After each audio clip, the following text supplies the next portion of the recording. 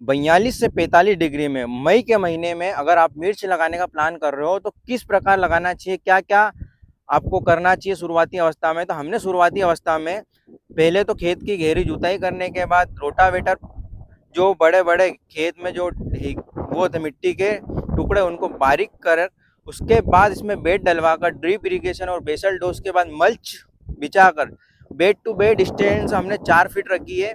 और आप देखोगे तो प्लांट टू प्लांट डिस्टेंस आप देखोगे तो 1.25 फीट है, 1.25 फीट पे ड्रिप पे लगी है ये मल्च। बूंद बूंद सिंचाई के माध्यम से हमने ये मिर्च की खेती हम बहुत पहले से कर रहे हैं, 8 से 10 साल पहले से।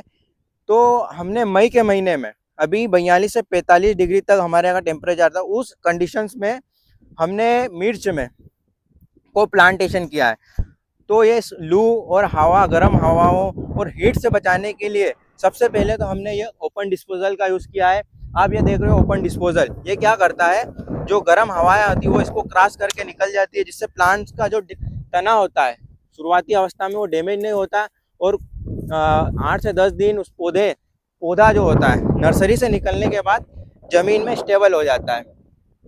आप देखोगे तो ये इस प्रकार डिस्पोजल लगा दिया जाता है, उसमें थोड़ी सी मिट्टी आप डाल सकते हो। पूरे खेत में हमने अभी डिस्पोजल लगा दिए, इसमें 25,000 प्लांट लगे हैं, दूसरे खेत में भी लगे हैं। उसके बाद माध्यम से हम डेली देते हैं जिससे नमी बनी रहे। ज़्यादा पानी दोगे आप तो उस कंडीशन में क्या होगा कि ज़्यादा पानी देने से इसमें क्या होगा कि हीट जनरेट होगी, क्योंकि ये मल्च है और ज़मीन जब तपती है तो ज़मीन जब तपेगी तो हीट जनरेट करेगी वो। अगर पानी डालोगे गर्म चीज़ पे तो भाप निकलेगी, तो जिससे प्लांट्स को इफेक्ट आता है। ये गलती नहीं करना है आपको। जितना पानी आप डेली दे रहे हो, अगर आप इतना घेरे में पानी दे रहे हो, क्योंकि प्लांट की रूट्स इतनी है अभी रूट्स ज़्यादा बड़ी नहीं है, उसको ज़्यादा पानी की आवश्यकता अभी होती नहीं है।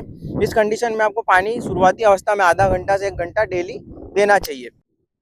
प्लांटेशन के 8 से 10 दिन बाद आपको इसमें माइकोराइजा, ट्राइकोडर्मा का ड्रिंच करना चाहिए, जिससे क्या होता है कि ज़मीन में जो फंगस होती है और जो फर्टिलाइज़र अवेलेबल होता है वो माइकोराइजा अपटेक कराने का कार्य करेगा, नई जड़ें खोलेगा, फंगस को ट्राइकोडर्मा ख़त्म करेगा, जिससे आपका पौधा हेल्थी और ग्रोथ स्टार्टिंग में ग्रोथ लेगा। उसके बाद आपको 19-19 खाद जिसे बोलते हैं NPK से 3 किलो प्रति एकड़ आपको चलाना है।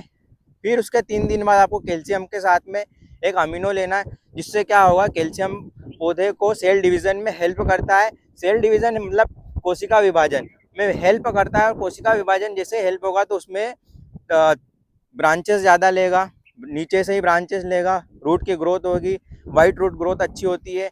और उसके साथ अगर आप अमीनो ले रहे हो तो पौधा स्ट्रेस फ्री रहता है और ज़मीन से पौधा कुछ न्यूट्रिएंट्स को अपटेक करता है। शुरुआती अवस्था में पौधा अपना भोजन नर्सरी निकलने के बाद अपना तुरंत भोजन बनाना स्टार्ट नहीं करता, इसलिए हमें थोड़ा सा भोजन देना होता है। ये कार्य शुरुआती अवस्था में करना चाहिए। उसके बाद हम नेक्स्ट वीडियो लाएंगे डिजीज़ के ऊपर, इसमें डिजीज़ क्या होती है, किन किन पर आपको ध्यान रखना है। मकड़ी, थ्रिप्स, वाइट फ्लाई, और वाइट फ्लाई से ही पूरा वायरस स्टार्ट होता है। इनको भी आपको किस प्रकार कंट्रोल करना है शुरुआती अवस्था से ही, क्या क्या स्प्रे देना है, सारी जानकारी हम नेक्स्ट वीडियो में देंगे आपको।